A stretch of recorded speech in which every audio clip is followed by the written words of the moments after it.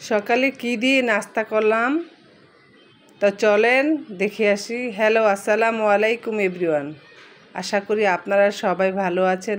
আমিও আপনাদের দোয়ায় আলহামদুলিল্লাহ ভালো আছি। এখন আমি গাজর আর আলুটা ভাজি করে নিব। কড়াইতে তেল দিয়ে দিলাম, দিয়ে দিব পেঁয়াজ কুচি,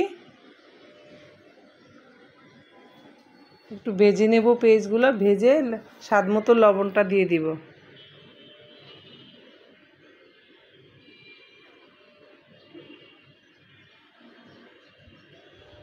এখন আমি স্বাদ মতো লবণটা দিয়ে দিলাম, একটু ভেজে নিব। পেঁয়াজগুলো ভাজা হয়ে আসছে আমার। আমি সামান্য পরিমাণে একটু হলুদের গুঁড়ো দিয়ে দিব, যাতে গাজরের ভাজিটার কালার সুন্দর হয়ে আসে। এখন আমি গাজরগুলো দিয়ে দিব, গাজর আর আলু কুচিগুলো দিয়ে দিব, দিয়ে একটু নাড়াচাড়া করে মিশিয়ে ঢাকনাতে ডেকে একটু রান্না করব কিছুক্ষণ।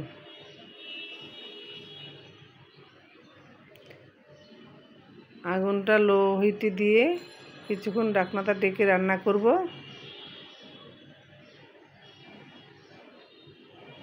ভাজি আমার হয়ে আসছে, দেখি কাঁচামরিচ দিয়ে দিলাম কিছুটা।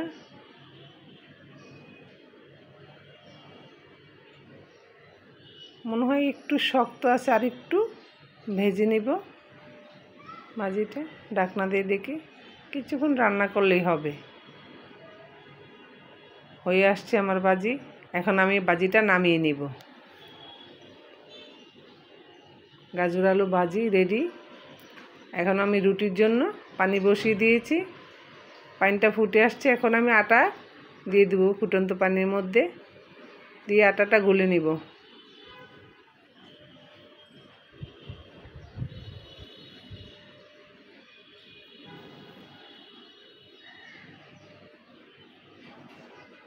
আটাগুলো আমি এখন ম্যাশ করে নিব, লোটা বানিয়ে নিব।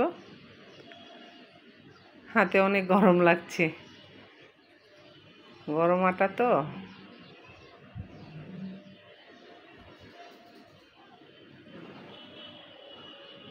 ভালো করে মথে লোটা বানিয়ে নিব। এই তো আমার হয়ে গেছে। এখন আমি 5 মিনিটের জন্য ঢেকে রেখে দিব, যাতে আটাটা আরও সফট হয়। ঢাকনাটা ঢেকে রেখে দিব এখন 5 মিনিটের জন্য। 5 মিনিট হয়ে আসছে, আমি এর জন্য আমি রুটিটা এখন বানিয়ে নিব।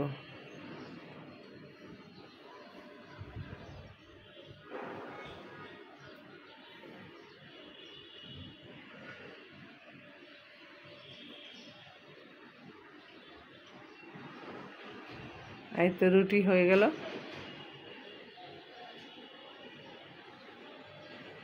কয়েকটা রুটি বানিয়ে নিলাম। আমার রুটি বানানো শেষ। এখন আমি রুটিগুলা ছেঁকে নিব। কড়াইটা গরম হয়ে আসছে, এখন রুটিটা দিয়ে দিলাম, দিয়ে একটু রুটিটা ছেঁকে নিব। দেখেন সুন্দর হয়ে ফুলে আসছে রুটিগুলা। সবগুলা রুটি এরকম সুন্দর হয়ে ফুলে গেছে। আর রুটি বানানোর পরে যদি রুটি না ফুলে, তখন কি আর ভালো লাগে রুটি খেতে? এখন আমি ডিমটা পোস্ট করে নিব, নিয়ে নাস্তাটা এখন করে নিব। আল্লাহ হাফেজ, আসসালামু আলাইকুম।